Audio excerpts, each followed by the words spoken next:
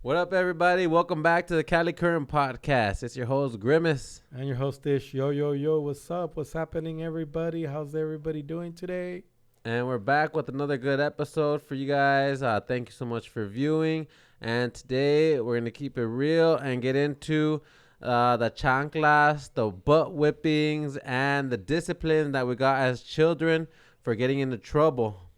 Chanclas. Well, actually, you say chanclas, but in my family or in my household, it was a huarache. I think that hurts a little bit more because the chanclas are at least made out of, I don't know, plastic, some type of synthetic, rubbery, soft material. What the heck? I didn't even know that was a difference. Like, now that that's true, there's a chancla and a huarache. Well, isn't the the same huaraches, thing? the bottom of the huarache is made out of tire Damn. threading, whatever. It's a little bit harder and, yeah, it hurts a little bit more.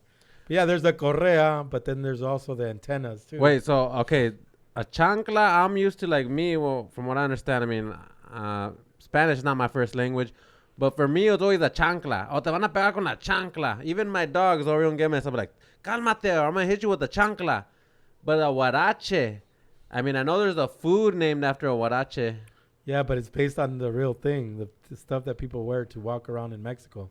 Usually for leisure. It's popular where I'm from. Is it basically like a shoe and a sneaker? No, it's like a sandal that's basically made out of leather or hide or actual cow hide. And on the bottom, it's all rubber. Oh, a huarache. Oh, I think I seen them at the Main Place Mall over in Santana. They have like this store and it has a lot of cultural, like specifically a cultural store. Well, and I think they have those sandals, and they're made of leather, and you smell them. They smell like genuine leather. That's a huarache. Yeah, That's a huarache. Yeah, it's a cultural thing. It depends where you're from. I'm from Guerrero, or this place called Tierra Caliente, which is on the border of Michoacan, and over there, it's common for everybody to be wearing huaraches, especially the older men after like 50. Damn. That they're just wearing them because it's comfortable for them to walk around in, because that's all they've ever known, I would assume that after having corns and calluses for, 50 plus years, they don't feel anything anymore. That's why they wear them all the time. I don't know. If they ain't prioritizing their health and they're getting feeble at 50, then they'll probably take it easy. Yeah, because it's the base. It's like the soul, it's, whatever. Here we're so used to wearing shoes that are so lightweight that you feel like you're actually like floating. But over there, they don't care. They'll suffer the rest of their lives, especially after 50. Point being is that was a common go-to for my father. As far as I remember, I was 3 years old, give or take, when I first started getting my butt whippings, especially because I was a little necio or whatever. I was a little hard-headed, I guess. You're a little menace to society? I was more like Dennis the Menace. Actually, I wasn't. My older brother was, my oldest brother actually was.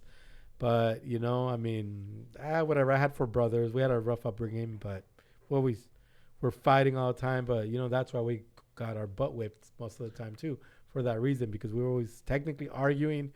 Technically, we shared everything. We had to, So it's like we always were sort of fighting over toys and stuff like that. I'd get my butt whippings too with the belt.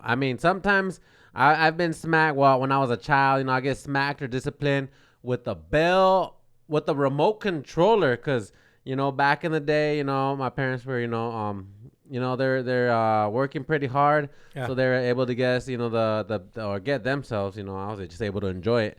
Them big screen TVs, big screen projection TVs. And man, they had like a big old remote. It was a brick. It's called a brick. Yeah, it was like a brick. It was like almost a ruler. So it's probably like 8 inches, 8 by like 4 inches.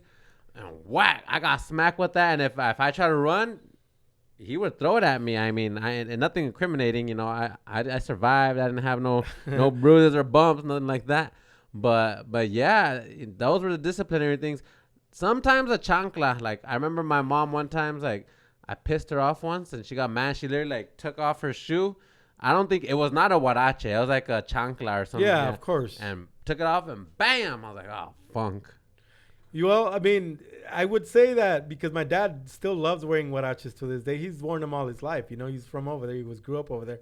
he was here when he was like 21 for the first time ever. But the point being is that he said always the huarache, whatever was closest to him. Usually he would go for the belt first, but if he was like, you know, in his, I don't know, whatever, in his sweats or whatever the case may be, you know, he couldn't reach for a huarache because, or a belt, I mean, because he didn't have any belt on. And, or he grabbed the first thing that he could. You know, sometimes he got probably the wire from the back of the TV, or sometimes he got the actual antenna from the TV, and, you know, whatever was the closest to him. You know, a lot of times it was my mom's huaraches or my mom's actual sandals. My mom did have sandals because my mom didn't care to wear the huaraches all the time. Yeah, she had them, but she didn't wear them all the time like my dad did. Well, what was like one reason why they would hit you with? What do you remember? Why he hit you with the cord of the TV? That's like a switch. Getting hit with the switch. It was usually we were outside playing, me and my brothers, or we were in the backyard or whatever the case is. As far as I can remember, when I was 3 years old up to like 9, 10, we were always in the back, either arguing, fighting, or we were playing, or we weren't listening. Like, come to dinner, you know, whatever. And then, you know, after my mom calls us like twice, and then on the third time, that's when my dad usually got like really upset. And he's like, oh, you know, everybody come inside or else I'm going to start, you know, raising holy hell on everybody, you know? Raining down holy hell, I guess, whatever the case may be. But my point is that, I mean, the object is that when he really got upset, yeah, you know, most of the time, like I said, he even tree branches, my dad, if he freaking really got upset, he'd go out of his way just to go outside to get a tree branch or something, and he'd whip us with that or something, you know? Damn, with a tree branch? Wow, That's wow. what's up. Well, my hey, dad didn't care. I mean, it's something like sometimes like let me see, get like me. Sometimes I try to be resourceful. The other day we're out and riding some dirt bikes and quads, and then I didn't have the tools on me, so you got to be resourceful. So same thing. He was probably just like, hey, it's the first thing I see, a branch, wapa. Yeah. Yeah, when I guess I still remember a few times when it was really upset. After he basically whip us, you know, me and my four brothers and I, whatever, then we'd go running to our room, and he usually throws something at us at like that towards the end or something. Like, you know, if he had a nearby shoe or something, he'd throw it at us just for good measure at the end, you know? I mean, yeah, as far as I remember, yeah. I mean, there's also this one time when I was about like 8 or 9, we went into Stater Brothers, and I really liked these lead pencils. I think they were yellow Bics with the eraser. I don't think they sell those anymore, but... with the little small eraser, I think? Exactly. I swiped a bag of those, and he literally... I mean, I had the look all over my face. You like, stole it? You stole it from the store? Damn. Well, luckily that Stater Brothers is no longer around, you know, or else, you know, they'd probably be like, oh, I'm going to bring this guy in for questioning or something. What store was it? Mervin's? No, the Stater Brothers on McFadden and Standard. But that store is now defunct. Recently, yeah. Well, maybe not recently. Maybe in the last 10 years it went. Yeah. Something about like 5, give or take. But I grew up in that neighborhood. My point is, that was my first job ever at a retail store, because I did work for them, for that store to start with, when I, you know, got a job at 16. Oh, damn. That's what's up. Did they hook you up with discounts at the grocery? No? Stores don't give discounts. I've always kind of wondered, like, if you're an employee at a grocery store, do you get, like, a discount on groceries? I think it's mostly for, like, fast food restaurants and stuff like that. Oh, yeah, because groceries, right, in that case, like, hey, go work at the grocery store, get hooked up with everything. Really? Come on. Inflation right now, they're overpricing everybody. You think they give discounts when they're greedy as F? Well, I mean, it's capitalism. I understand. Yeah, so that's how I grew up. You know, I had 4 brothers. We all got it all the time. I mean, in a bad way, but I'm being honest. I'm being real. Well, yeah, I mean, and when you got that many like young boys or like 4 brothers like you, damn, yeah, I can imagine, like, you know, you guys are get ruffling and tussling. Like, just me and my sister. Like, I remember one time it was funny. Like, we were in the car and my mom was she's like, smack Eric and then she didn't even wait. As soon as she's like, smack Eric, bam, and she like smacked me. But my mom was gonna say smack Eric, and then she took action and smacked me. But then they disciplined her because she's like, you have to wait till I finish my, like, you know, smack Eric if he continues being a nuisance or whatever. You know what? And then she just like, as soon as she said smack Eric, bam, she took flight on that first command. And your mom, to me, all my life, I've never seen her as that type of person. But I guess you could say the same for my mom because exactly. my mom doesn't look like that type of person. Yeah, my mom. I remember my mom getting upset all the time, but the discipline mostly. You remember no, because like exactly they always portray whenever it's like not like the outside family or the other branches of the family like like all proper, all not nothing hostile. No, most of the discipline mostly came from my dad in general, because my mom, she used to yell at us and she always used to sort of threaten us with the chancla or with anything. She didn't go towards anything except for whatever she had, like a shoe or something. That's it. That's all she ever did. Or saying a bad word one time, bam, got smacked in the mouth. That was the go-to, I guess, for my mom too. Yeah, stingy. That was a stinger right there. So that was the first time that I remember. I mean, I still remember when I was 3 or 4. Being little SH. You know what it ends with, and shenanigan. Shish kebab. What happens is that the last time that I can remember getting my sort of disciplined was when I was 17 and still in high school, and me and my brother had spent the night. Not spent the night. It was like 7 in the morning, and we were really going home, and we called my dad for a ride or something, and he was upset, so he beat us right there before we got into the car. Damn. It was a party, but it was a kickback. Nobody uses that term anymore, but whatever it's called now. It wasn't a ditch party or anything because it was already the end of. No, it was like a kickback. It was in the summer. It was in the summertime. We were already out of high school, like fresh out of high school. Yeah, well, man, I like to bring them stats and stuff. So according to Pew Research, that's PEW research, that said 77% of adults born before 1985. I mean that's just I wasn't born before 85. You're on the cusp. I'm on the cusp, so I like to fall in that category. 77% of them say that they were spanked or physically disciplined as children, whereas today only 35% of parents under 40 say they use physical discipline at all.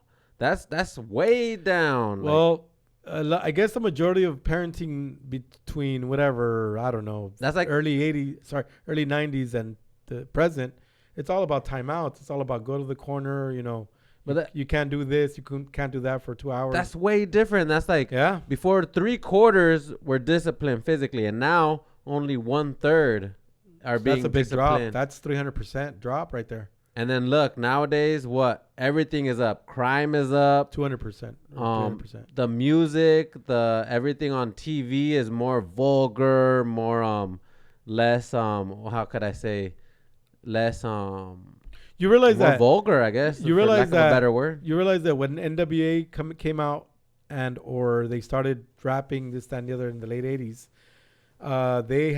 they're the ones that are responsible for having that warning explicit lyrics label. Oh, the NWA, the hip hop group, correct, right? Yeah. Correct, Oh, they're the reason why they brought up that. Yeah, because of all the songs against police and whatever, Compton, blah blah blah, drugs. Yeah, you know what? Another podcast I watched, the Cypress Hill podcast. They were saying that too, like that they would have to re-record. Talking their about songs. the Be Real podcast. Yeah, the Be Real podcast. That they would have to re-record their songs because of that sticker.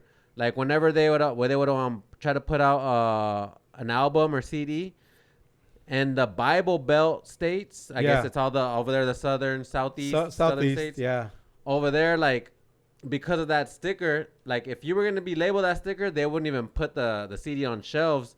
So they would have to re-record the whole album with different lyrics that were clean. Well, they would have to just I don't think they re-recorded the whole album. They would just, I guess, record the verses that had the bad, lyrics and just dub it for better lyrics. But back then they were using tape. It's not like today that we have the digital audio workstations. Praise the Lord. But back then it was tape, so I think they would literally have to re-record you're probably right. it. Yeah, it sounds about right. You're right. Yeah, because they made it sound like, dang, all because that sticker. Which, I guess NWA or also Public Enemy.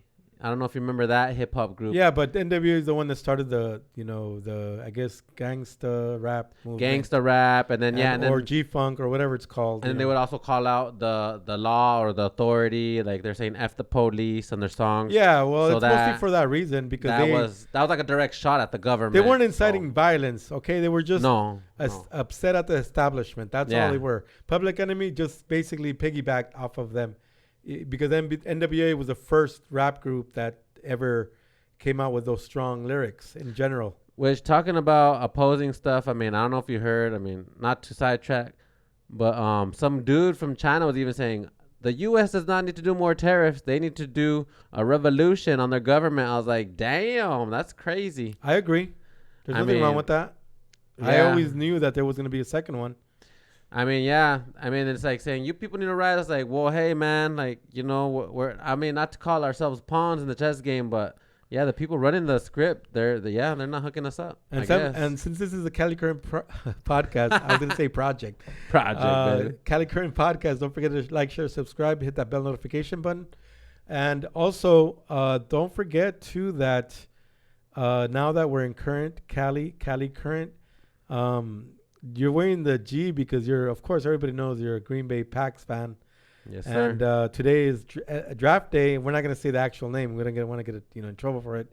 But the point is that I thought you were wearing your G hat because you were trying to be a G, or you're trying to hit a different type of G, like the G note. All right. But I don't think you could sing that low, right? I mean, in the you right have the octave, voice. I mean, knows? If nobody knows yet, he does have a song that we're gonna come out with, and then we're eventually gonna do other projects. Heck like yeah. we have other things in the works, like short films or a feature film possibly. But point is that he's gonna come out with a song soon. Yeah, and we're gonna need some. We're gonna get the studio time. We're gonna also need some more characters in there. So, and drop us a DM if you'd be interested in joining that film. Yeah, project we need extras. We need a lot of extras. So if you guys wanna. We're gonna both co-write, produce, or film. Or we could use extras, but I would also say characters, because I mean not just extras. I mean extras just be walking in the background. Yeah, like, of course. Well, we're gonna have a script. There you go. Yeah, everybody's gonna have a part, and we're gonna make sure that everything gets done correctly. All right? Because I've always wanted to do something like that. Oh, that's what's up. Okay, yeah. So that's how I grew up. I was 17 the last time I got my butt whipped.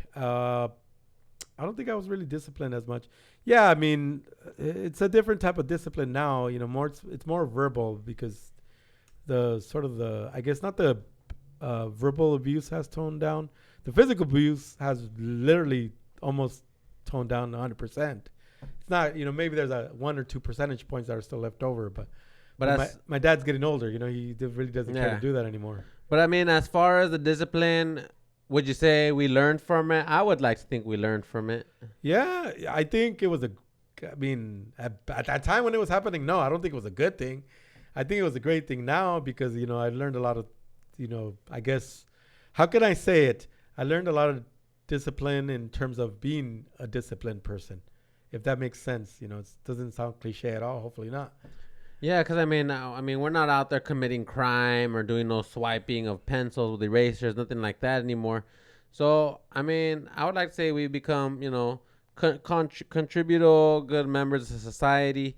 So, even though we were whooped with a chancla, huarache, a switch, a TV remote, it molded us, I guess I would say, into some decent, law-abiding citizens. Yeah.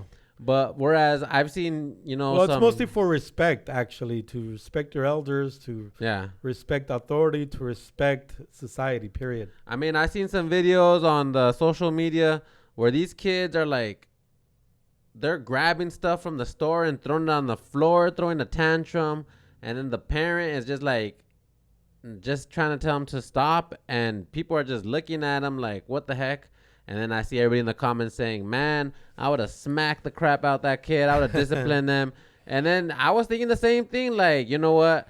The physical violence is needed at times.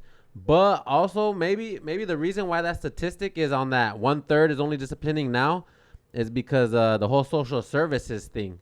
Like maybe people like I've heard from friends where they're saying, oh, you know what? My kid was telling me, oh, you know what? I'm going to call social service. Not, they wouldn't say I'm going to call social services on you, but they would make a comment like that, like to try to be like, oh, yeah, you smacked me? Well, I'm going to call social services on you. And so maybe that's influencing them. That's a whole nother topic into itself. Yeah, that's a whole nother topic. It's another bag of tricks because we can literally talk a whole topic or we could do a whole podcast episode of how the system whatever CPS or whatever everybody calls it in their own state Yeah. is sort of failing because even if that's the threat that it is persistent as people like to say so nowadays, it's sort of not really working out. I mean, we could talk about it, but we're not going to talk about it. One more thing too, actually, I wanted to add another time that I got my behind beat really badly. Shoot, when we went to church, and it was around Easter Sunday. It was on Easter Sunday. It's because these Easter Sunday masses take forever. I'm Roman Catholic, and I think you are too, right? Yeah. And one time, me and I don't remember who it was. I think it was my twin brother. We both skipped out, and we went to the swing set right across the street from the church. I mean, we didn't care. We were kids, We were about 7 years old. We want to go swing on the swing set because we don't want to be in church like an hour and a half, 2 hours for the Easter Mass. And it's like, once my dad figured out that we weren't there, and he looked for us after a while. We got home and we got spanked hard. It's just part of the game back in the day. And I'm only saying that because we just had Easter, not too long ago. All right. Yeah, I mean, it's part of the game. It's needed. Even like me, I like to get scripture in here involved. Like Hebrews 12:11 even says, "No discipline seems pleasant at the time, but painful. Later on, however, it produces a harvest of righteousness and peace for those who have been trained by it." And that's true, because at the moment when you're being disciplined, you're like, screw this, is not cool. But then fast forward into, nowadays, we're like, we're not all wilding out. We're not, in jail, in prison, getting arrested and whatnot. We're, trying to do, being contributional to society, if anything. Yeah, it's a different world, I guess. Look, I'm gonna say something that's very honest because the other day I saw this video. I don't remember on what format it was. I'm pretty sure it was one of the big ones. That this, I guess, young Gen Zer, about early 20s, maybe 21, 22 at the most, was saying, "Oh yeah, I understand your generation, got disciplined, this and that and the other." And it's like, that's not our fault that you're always upset. I'm like, or mad at the world. Yeah, like straight up. That's a shot fired on that that's one. Ballsy What the heck? right there, but yeah. It's like, well, they don't. Yeah, well, the reason why you're the way you are, I could say all the bad things about his generation too. There you go. But I'm not going to because I have respect. Unlike that person that doesn't care about respect, Check this one out. Proverbs 13:24. He that spareth his rod hateth his son, but he that loveth him chastiseth him betimes. Damn, that's saying if you don't whoop your child, you don't love them, and if you whoop them, that means you do this is coming from olden times where they used to stone people to death. But like Jesus said in a parable to when the townspeople were going to stone to death the local whatever prostitute. That, I guess, if that's how you want to put it, Jesus told the crowd, "Let ye who has not any fault in sin cast the first stone," or whatever, however it goes. I don't know how it goes, but it has something to do with that effect. So yeah, I mean, okay, well, yeah, well, sometimes you gotta get your comeuppance in life, and that's just how you're gonna learn. Yeah, but I mean, now for moving forward, now as a grown man over here, I'm asking, what am I doing every day, to become better? Am I healing from the old stuff? Am I repeating it? So, even though we don't get disciplined by anybody now as grown adults, we got to self-discipline and say, okay, what have I done? Like me, sometimes I'm like, you know what? We were shooting a episode of this podcast. We didn't do it too well. So I was like, no, you know what? On this one, we're going to shoot it at this time instead of this time because, to be more disciplined. So now at this point, it's more of a self-discipline, which... Yeah. I'm not going to physically smack myself from... Self-discovery, I guess, awareness of what you can better in terms of what you've... Learning from your mistakes. I think that's how you're trying to establish it, right? Yeah. Well, what about yourself? Do you do any self-discipline to yourself? Like if you did a mistake, would you like, oh, you know what? I'm going to go run 3 miles as a discipline to myself. Yeah, sure. Work out. I mean, I do go running to relieve a lot of stress. But not in a disciplinary fashion or action. You're talking about, am I cutting myself? Is that how what kind of discipline you're talking I about? wouldn't say yeah, well, yeah, even that. I mean, I wouldn't say no. that. The worst thing that I do, I don't know. I mean, I'm gonna try to zoom it in as much as I can. I bite my nails. I think that's my anxiety right there. That's anxiety. Yeah, it's not discipline. Well, it's nervousness. It's like, Nah. well, it's just the fact that I'm waiting around not doing much. So I guess a lot of boredom, but that's my discipline. Well, I think not It's to a bad sound, habit, no? it's a really bad habit. Well, I'm Yeah. trying to get rid of it, and I also have short nails too. I don't want to sound like a stereotypical type of person that says stereotypes, but I think being Hispanic, we sort of draw towards like being a little not alcoholic, but drink a little too much, and I think that sort of when we do so, it surfaces out certain feelings and certain ways that we felt or certain memories that it draws up because I didn't like beer for the longest time until I was 25. The only reason why I hated it is because my dad, I know he was drunk most of the time. Oh, damn. He was an alcoholic when I was younger. Now not so much because he can't, and his health is taking a toll for it. That's why. But the point is that he gave me beer as a 5-year-old, and I hated it, and I hated the way it tasted. The actual fact is that it's sort of, I guess, the traumatization of that type of the fact that even though he loved me, he did still discipline me. It showed me, well, it is true love, but it's just the way how anybody wants to look at it. Well, I mean, we don't know. Everybody's different. Every family's different. Yeah, every family is a little crazy, but what family isn't? Everybody has its bad seeds and not. I'm not saying I'm a bad seed. I'm just saying that, I'm not a bad seed for being spanked as a kid. It's just exactly. I learned from the mistakes that I did when I was a kid. I hope. Yeah. But I mean, not going because I'm not an alcoholic. I don't drink every day or anything like that. Not to offend alcoholics or not to offend anybody that has that type of, I guess, whatever disease. I mean, it's a cultural norm in the Latino community. So I would say specifically, at least the Mexican community. We normalize binge drinking at parties and whatnot. And I become aware of it. So it's like, it is an issue. Well, it's something that's common and we just adapt to it. Yeah, but like for health reasons, we gotta combat that. Or at least me, I try to be more aware of that. It's gotten me into a couple trouble, drinking too much and whatnot. So now I'm aware, and also it's a poison. Now that I'm trying to be more health conscious. It's a poison to the body. And we don't, as a Hispanic, I guess, what is it called? Culture. We don't go to therapy. Some very few of us do. And the ones that don't, or the old school people, they like to call radio stations and make sure they unload their problems. I mean, they're not a qualified therapist, these local DJs, wherever you live.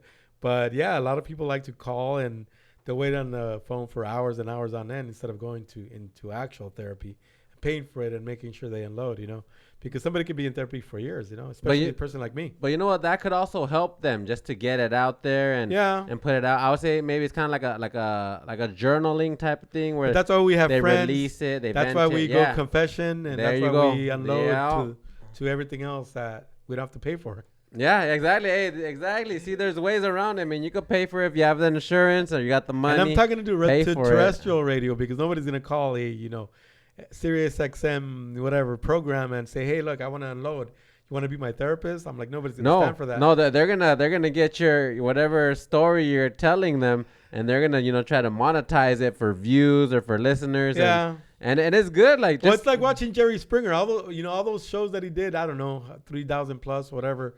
He just passed 5 years ago or something, and it's like, oh, that's right. And he's immortalized because he got people to come in and just be dramatic. Or like just this morning when I was driving on the freeway, I was in the Power 106, and I don't know what I was listening to it. I only like to listen to Big Boy in the morning. I think Big Boy must have been on a commercial or something, and then they were talking about drama and people calling in about chisme, about this person not being the baby daddy of that child, and they're gonna learn in the future. And And I was just like, damn, this person's calling and venting in, but it's good cheeseman for the listeners.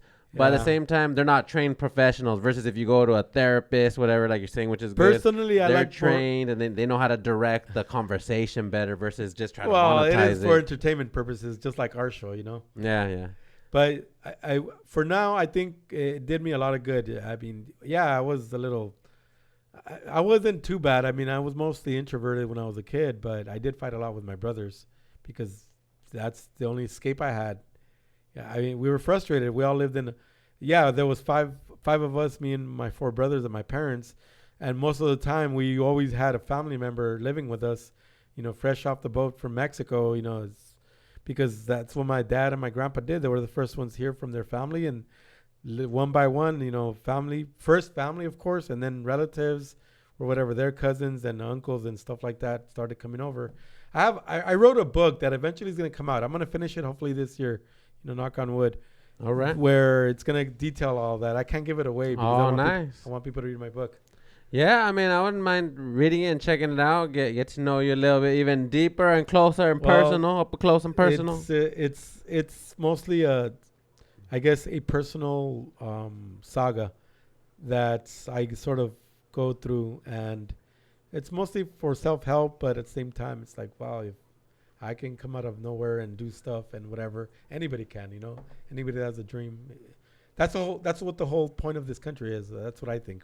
Yeah, no, definitely the American dream, you know, our parents, grandparents chased it, and look at us. We're over here broadcasting live, you know, to all our viewers, you know, on television or the new television, YouTube, shoot. But yeah, if you grew up like us, you'll probably still remember the sound of the belt sliding out when they go pam, pam, pam.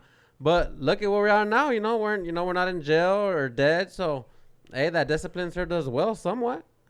It was really good. It's it's lost art, and that's how I'm going to put it. And to encapsulate it, it's just a lost art. Yeah, so to the parents out there, the healed ones, the wounded ones, the ones still out there, figure it out. We see you. Keep learning, keep loving, keep leading, and, you know, do what you got to do. Just do it with love. So no matter what you think, no matter what your mental capacity is in terms of learning, not learning, being a better person, you can always improve yourself regardless of the circumstances. Yeah, so it's a Cali Current podcast. You guys have any comments you want to let us know about any crazy foreign objects you've been disciplined with? You know, if you could top anything, then a big old 8x4 remote, let me know in the DM, and, you know, see what we could hook you up with for if you can do that. Yeah, anything short of like straight out, like, you know, abuse, like you're getting beat like crazy. We don't want to know that. We want to make sure it's discipline proof, okay? Yeah, so if you could beat it, let us know. We got a little surprise for you. Thank you very much for being here. We do appreciate your time. We want to let you know that you're blessed and stay blessed no matter what. Peace out, everybody.